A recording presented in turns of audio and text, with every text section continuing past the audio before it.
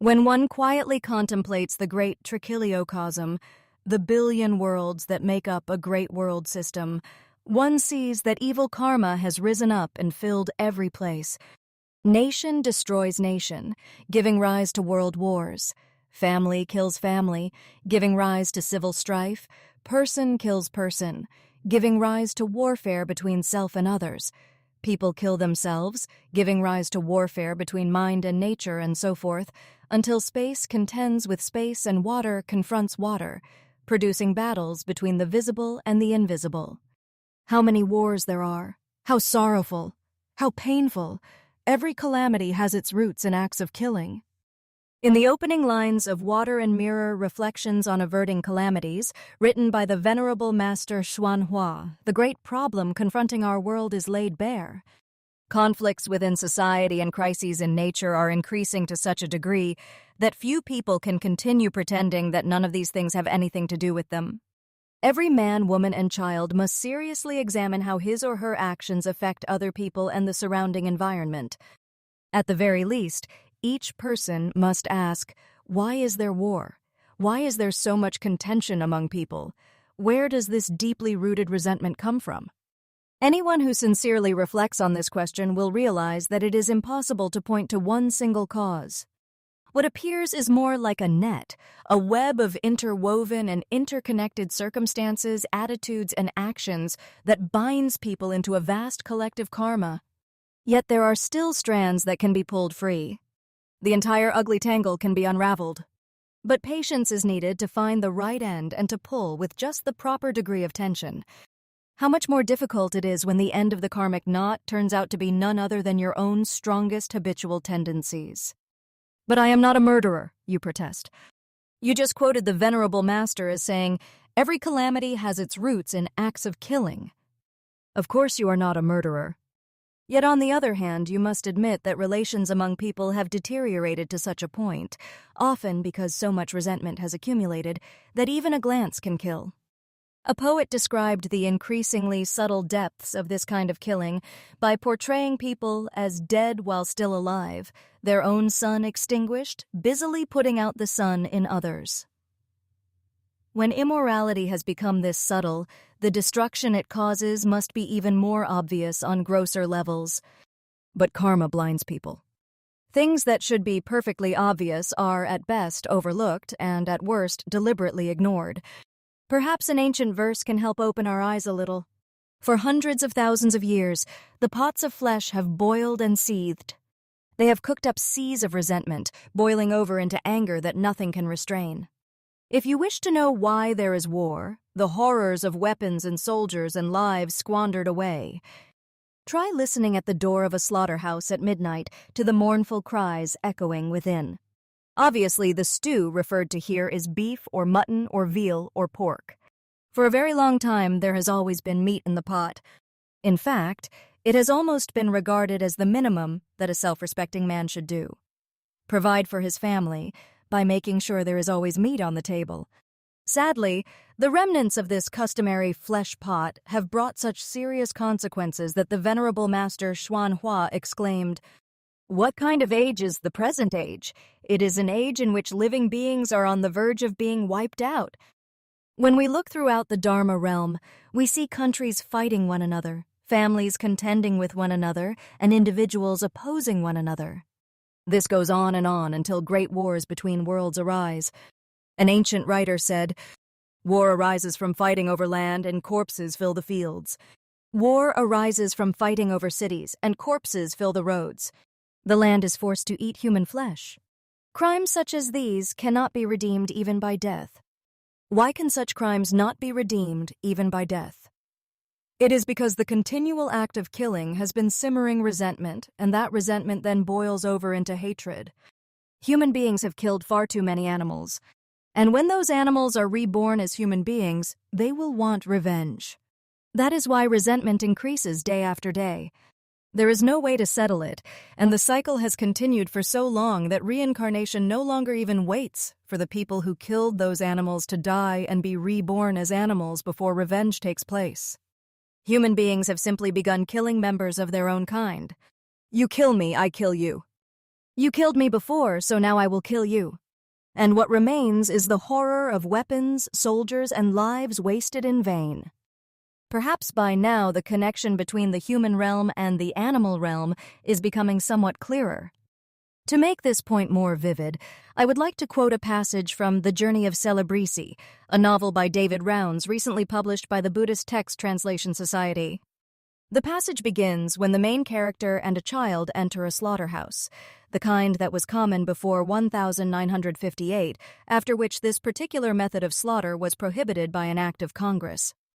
Today, livestock must first be rendered unconscious by gunshot, carbon dioxide gas, mechanical stunning, or electrical stunning before being shackled, suspended, and slaughtered. The tour began in a bright, clean room. Along the walls were anatomical displays of pigs and exhibits showing the history of meat packing in the United States. One corner resembled a grocery store, displaying products manufactured at the plant, along with a display of pharmaceuticals made from substances derived from animals. The exhibit included medicine bottles spilling from the mouth of a red plastic pig. A small man with a high-pitched voice and sharp features, wearing a white medical-style coat, entered and delivered a lecture entitled "The Pig, Useful to Man." His name was Crosby. I had seen him before from my seat at work, leading tour groups along the iron walkways overhead. There were about a dozen people in the tour group that day, 3 or 4 elderly couples traveling across the country, and a pair of bearded college students from Fort Wayne who said they were in the area visiting their grandmother. "Any questions?" Crosby said. "Then follow me. Please stay on the marked walkways. Do not run." We trudged along the walkways, moving from one enormous dark room to another, each room devoted to dismantling a different part of the pig. There were cutting rooms, skinning rooms, lard rendering rooms, and rooms for drying intestines. Lonnie pretended to be calm and interested in everything he saw, but I could tell that his stomach was beginning to turn, just like everyone else's. Crosby kept reassuring us by pointing out how clean and efficient the place was. "Do you know what those long white strips on the stretcher down there are, young man?" the tour guide asked Lonnie. "Intestines. Entrails. Miles and miles of them. That is what makes the casing around your breakfast sausage. Didn't know that, did you? I suppose you didn't." This went on for nearly an hour. "They say we use everything except the squeal. If you can figure out a use for the squeal, you can patent it and become a rich man," Crosby said.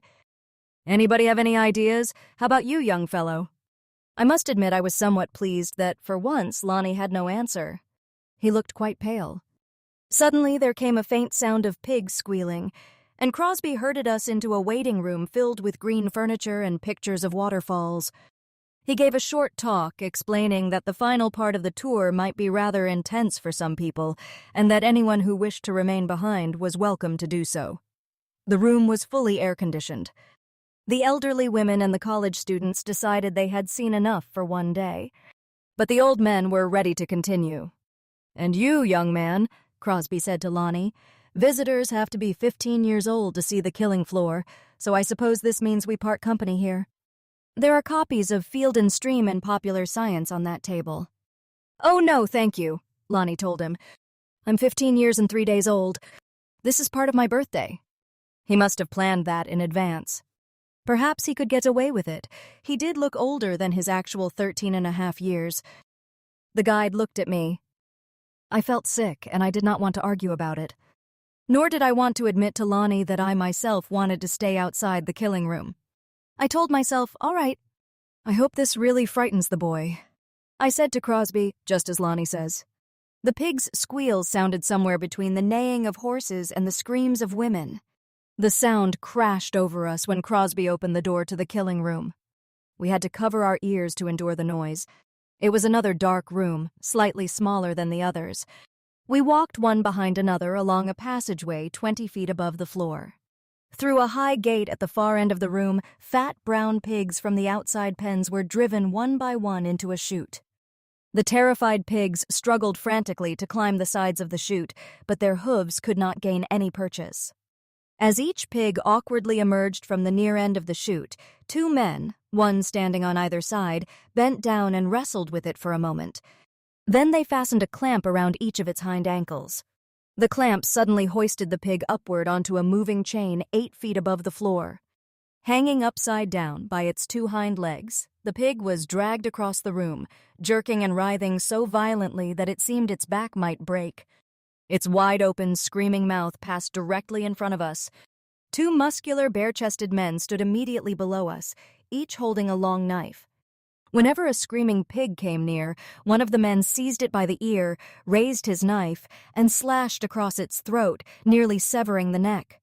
Blood sprayed outward in a broad arc and splattered over the slaughtermen. Then, convulsing and spurting blood, its head almost torn from its body, the pig continued along the moving chain through a doorway on its way to the dinner table. I felt sick when I thought that I myself had once helped contribute to this killing. I wanted to get out of that meatpacking plant and never see it again, and never see meat again either. Try listening at this door of a slaughterhouse at midnight to the mournful cries echoing within, and then I hope that each of us will examine ourselves and try to untie our own knots. Learn to prevent killing and to liberate living beings. If one person refrains from killing, then the world contains that much less violent energy, that much less harmful influence. If 10 people refrain from killing, then there are 10 spaces in the world filled with wholesome energy. The spaces surrounding nonviolent people do not contain negative influences. They contain only positive energy. As a person is, so is the world. If you enjoy killing, harbor resentment and hatred, and fail to prevent the killing of living beings, then living beings will treat you in the same way. But if you refrain from killing, liberate living beings, and uphold the precepts, then living beings will treat you kindly. Let us, as the Venerable Master said, express heaven and earth's cherishing of life, establish good government and carry out justice, eliminate contention and abandon greed, forget ourselves and help others, regard the universe as one family and all people as one nation, regard all living beings as one. Remember the first realization of Shakyamuni Buddha upon attaining enlightenment. All living beings possess the Buddha nature. All can become Buddhas. Treaty date 7879? Source Tam Chan.